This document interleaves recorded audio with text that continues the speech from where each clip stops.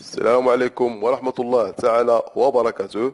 مرحبا بكم في قناتكم اون فرونسي مع علي التطاوي للدروس والتمارين والامتحانات للمواد الأساسية وللتربويات. موضوعنا اليوم إن شاء الله هو كيف أجيب بسهولة على السؤال الثاني للرياضيات في الامتحان الإقليمي الموحد للسنة السادسة ابتدائي. وهادشي راه بدينا فيه قبل، درنا السؤال الأول، الآن انتقلنا للسؤال الثاني. السؤال الثاني هو كما يلي: أنجز في وضع عمودي ثلاثة ديال العمليات الأساسية. كاين العملية الأولى فيها عملية الطرح والجمع، ثم العملية الثانية فيها عملية الضرب، ثم العملية الثالثة عبارة عن عمليات القسمة. للإشارة فقط العملية الأولى راه ممكن يعطيو لكم عملية الجمع بوحدها وعملية الطرح بوحدها، ماشي بالضرورة خصهم يكونوا مجموعين. المهم راه ضروري هذا الشيء غتلقاوه ان شاء الله في الامتحان ديال السادس، ضروري تلقاو فيه الأسئلة، والطريقة ديال الإجابة اللي غنعطيكم راه مفيدة جدا وغادي تعاونكم بإذن الله باش تنجحوا كاملين بإذن الله. إذا هنا كنقصر عليكم كل واحد ياخذ ورقة وقلم ويحاول ينجز هذه العمليات اللي قدامه، ويوقف هنا الفيديو حتى ينجز العمليات، ومن بعد يتفرج في الفيديو ويقارن النتائج اللي لقى مع النتائج اللي غيلقاها في الفيديو. إذا غيكون جيد جدا أنك إلا جاوبتي على كل شيء، وكذلك جيد كذلك أنك إلا استفدتي من الأخطاء ديالك باش تطور في الأداء ديالك إن شاء الله. على بركة الله نبدأ بالعملية الأولى. عموديا 347.2 ناقص 56 زائد 12.45.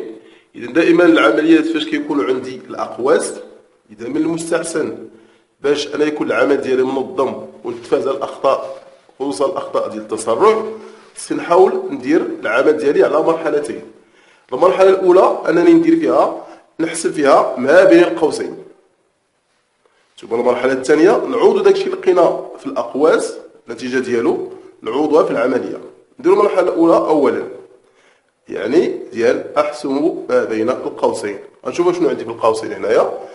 لدي 56 زائد 12.45.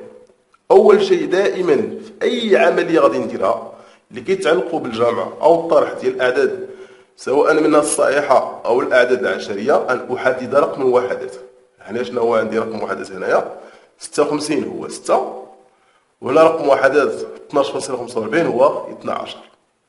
والإشارة فقط والتذكير، أي عدد صحيح باش نعرف رقم الوحدات ديالو هو اللي كيكون على أقصى اليمين. مثلا عندي هنا 56 هو 6، لو كون عندي مثلا 42 هو 2، 63 مثلا هو 6، أو 147 مثلا هو 7. ديما اللي كيكون على اليمين إذا ما عنديش الفاصلة.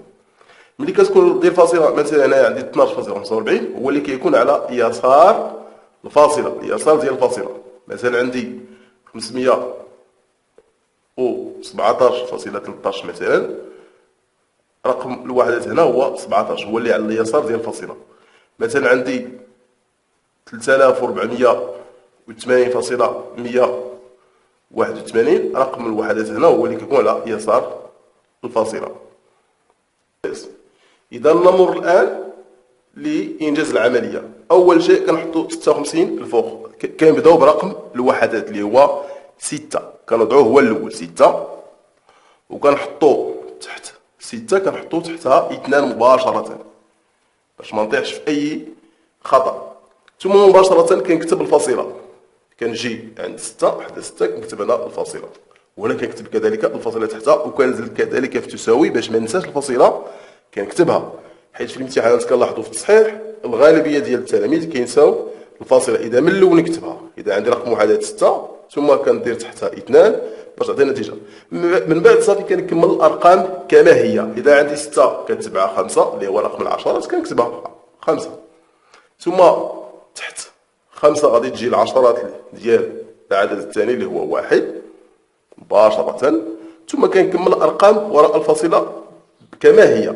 عندي الأعشار هنايا 4 كنكتبها، ها هي 4، ثم عندي هنايا 5 كنكتبها، ها هي رقم أجزاء المئة.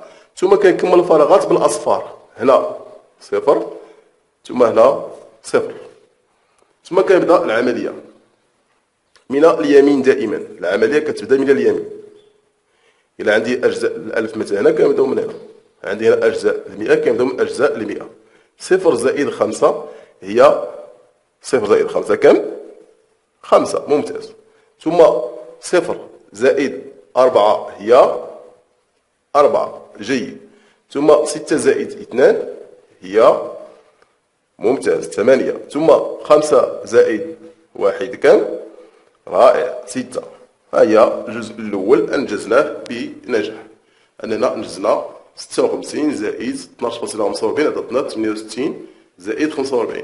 هاد النتيجة هذه اللي لقينا هنايا كنجيو نعوضوها في العملية. يعني كيفاش؟ عندنا العملية هي هذه، كنجيو بلاصة هاد الأقواس كنديرو بلاصتهم 68.45، يعني 68.45. ثم كنجزو العملية.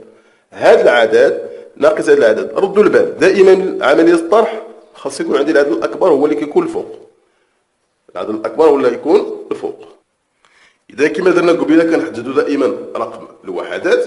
رقم وحدات هنايا كما قلنا حيت عندنا الفاصلة هو 7، ورقم وحدات هنا هو 8. كنجيب 7 كنحطها كنوضعها هي الأولى، دائما نبدا بالوحدات حيت الوحدات ديما كاينه في جميع الأعداد. كنجي 8 كذلك كنحطها تحتها، وكما درنا قبلا كنحطو كذلك الفاصلة مباشرة، الفاصلة الفوق حتى في النتيجة. ثم مباشرة كنوضعو الأعداد بالترتيب كما هما. 7 كتبع 4 في العشرات كنحطو 4، ثم كتبع 3 كنحطوها بنفس الترتيب. ثم كنجيو وراء الفاصلة عندي هنا 0.2 كنحط 0.2، ولكن كنحاول نتبع الترتيب. ثم كنجيو هنا باش كنحطو هذا بنفس الترتيب. 8 كتبع 6 على اليسار ديالها كتكون هي رقم العشرات، ثم كيتبع 4 يكون تحت 2 لأنهما بجوجهم رقم الأعشار، ثم كتبع 5 في أجزاء المئة كتكون تحت 2. هنا كيبقى لي واحد الفراغ ممكن ندير فيه 0 باش تجيني العملية سهلة وبسيطة. كنبدا العملية ديال الطرح ديالي، كندير 2 ناقص 5. كنلقى أن 2 أصغر من 5، ما يمكنش ندير الطرح ديالهم مباشرة. اش كندير؟ نستلف 10 ونرد السلف. ديما رد البال ملي كتسلف هنايا كترد هنا، كتنزل هكا بشكل مائل. ملي كتسلف هنا مثلا من 7 كترد 6 هكا بشكل مائل. إذا كنكمل 12 ناقص 5 هي كم؟ أو 5 شحال خاصها ديال الأعداد باش نوصلوا 12 هي كم؟ هي 7. ممتاز. كنكتب 7. ثم 0 ناقص هنا 5 حيت هنا 4 كنزيدو لها 1 كتولي 5. 0 ناقص 5 كم؟ لا يمكن. جيد. اش كنديرو؟ كما درنا هنا نيت نستلفو 10 ونردو السلف. كتولي هنا 10 ناقص 5 هي كم؟ صحيح 5. رائع. ثم 7 ناقص 9 كم؟ حيت هنا 8 كنزيدو لها 1 كتولي 9. جيد. لا يمكن. ماذا نفعل؟ نستلف 10 ونرد السلف. كتولي عندنا 17 ناقص 17 ناقص 9 كم؟ ممتاز 8. ثم 4 ناقص 7 كم؟ جيد. لا يمكن. إذن كذلك نستلف 10 ونرد السلف. 14 ناقص 7 كم؟ 7. رائع. ثم 3 ناقص 1 جيد سهلة هي 2. إذا النتيجة النهائية هي 278.57. بارك الله عليكم. الآن سنمر للعملية الثانية. إذا بالنسبة للعملية الثانية التي طلب منا أن ننجز عموديا 152.87 في 16. إذا نكتب 152.87. ها هي 100 و52.87.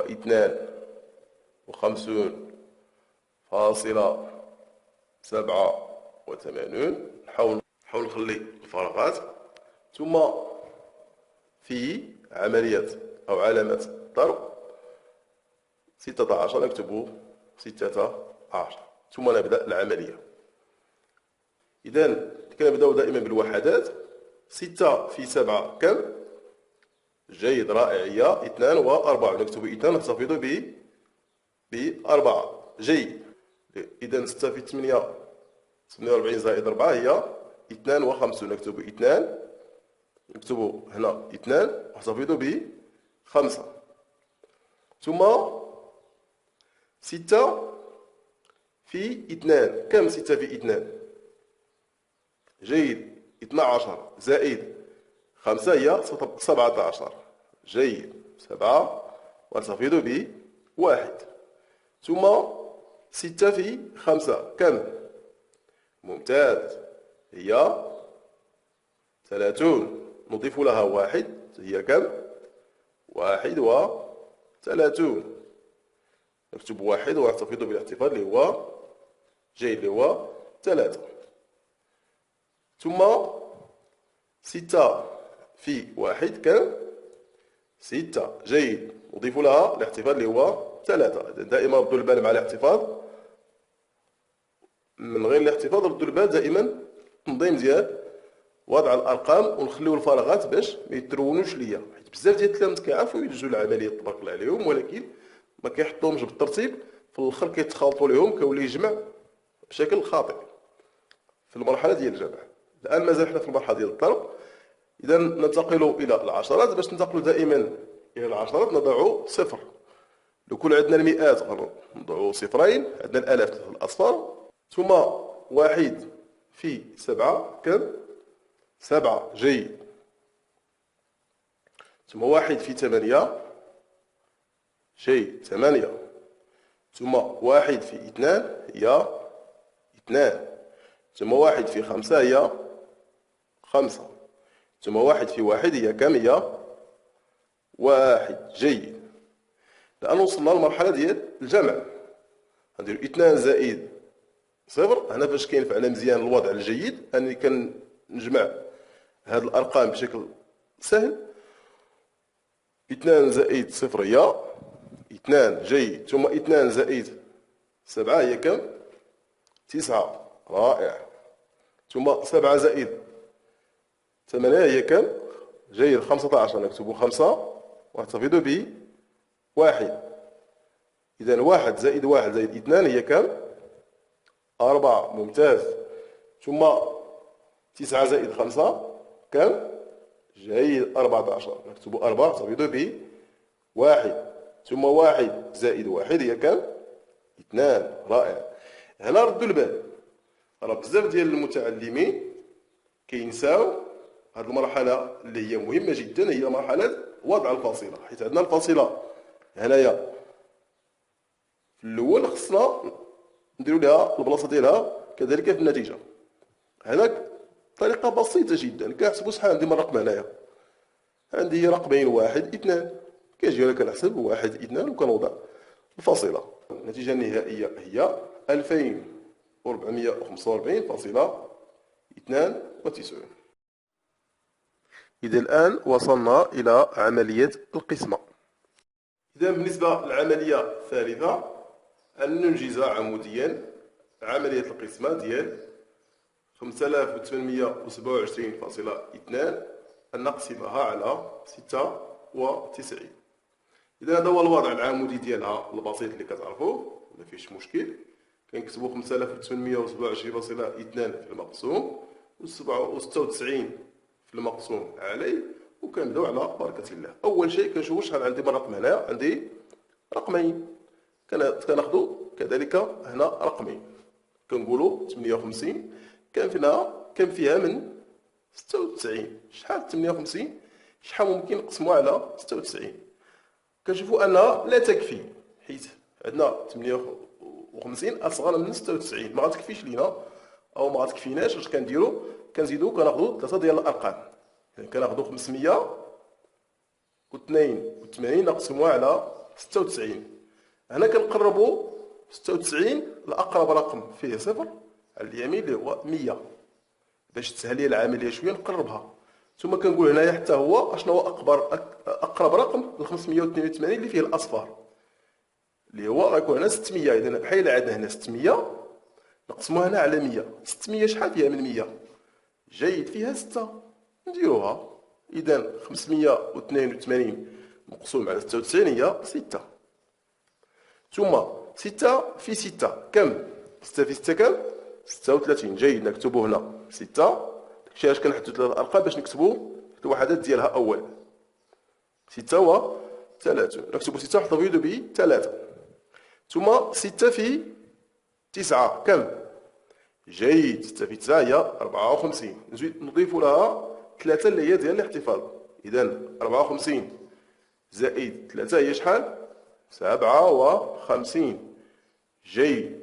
هنا أتأكد دائما أن عندي، حيت هنا عندي عملية الطرح، أنا عندي الرقم أو العدد اللي الفوق أكبر من اللي لتحت. إذا 582 أكبر من 576. إذا ممكن نجز العملية. إذا 2 ناقص 6 لا يمكن، نستلف 10 ونرد السلف. 12 ناقص 6 كم؟ جيد، 6. ثم 8 ناقص 8 7 كنزيد لها 1 هي 8. 8 ناقص 8 كم؟ 0. ثم 5 ناقص 5 كم؟ 0.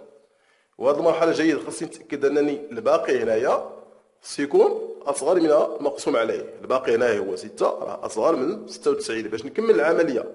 إلا لقيت هذا الباقي أكبر من 96 لا، خاصني نعاود العملية. إذا هنا خاصني نزيد 6 تولي 7. هذا غير كمثال. إذا خاصني نزيد مازال في الخارج حيت الباقي ما خصوش يكون أكبر من المقسوم عليه دائما. هذا من الشروط ديال صحة عملية القسمة. هنا كنزل ب 7. ثم كنقول 67 كان فيها من 96. جيد، 0. هنا ما عنديش الحق ننزل بأي رقم حيت ديما كنزل غير رقم برقم. 0. ثم 0 في 96 أي عدد كنضربوه في 0 كيعطينا 0. 0 في 6 0. ثم 0 في 9 0. إذا تعطينا 0. ثم كنديرو عملية الطرح دائما. ثم كتعطينا 7 ناقص 0 7. ثم 6 ناقص 0 هي 6. وأي عدد كنقصو منه 0 كيبقى نفس العدد. 67 ناقص 0 هو 67. وصلنا دابا للفاصلة. الفاصلة مباشرة اش كنديرو لها هنايا؟ كنوصلو ليها وحولها مباشرة إلى الخارج. كنحطوها هنا. ثم فيما بعد ننزل ب 2 باش يولي عندنا 672 كان فيها 96. كما قلنا قبيله كنحاولوا نقربوا الارقام او الاعداد الى ارقام اللي فيها الاصفر. اذا هنا عندنا 672 اقرب الى 700، وهنا عندنا كذلك كما قلنا اقرب الى 100. اذا 700 كان فيها من 100. جيد، راه باينه فيها 7. اذا نكتبوا هنا 7. هنا غير كنجربوا، ممكن نلقى الخطا ونعاود نصحح. اذا كندير 7 في 6 كم؟ 7 في 6 جيد هي 42. نكتبوا 2 ونحتفظوا ب 4. ثم 7 في 9 كم؟ جيد 63 زائد 4 ديال الاحتفاظ هي كم؟ جيد هي 67. ثم كديروا عملية الطرح. 672 ناقص 672 هي 0. 2 ناقص 2 هي 0. ثم 0 ثم 7 ناقص 7 هي 0. ثم 6 ناقص 6 0. إذا هنا انتهت العملية. إذا أشو لقينا في الآخر؟ لقينا أن 5827.2 إلا قسمناها على 96 عطاتنا 60.7، وهذا خارج مضبوط.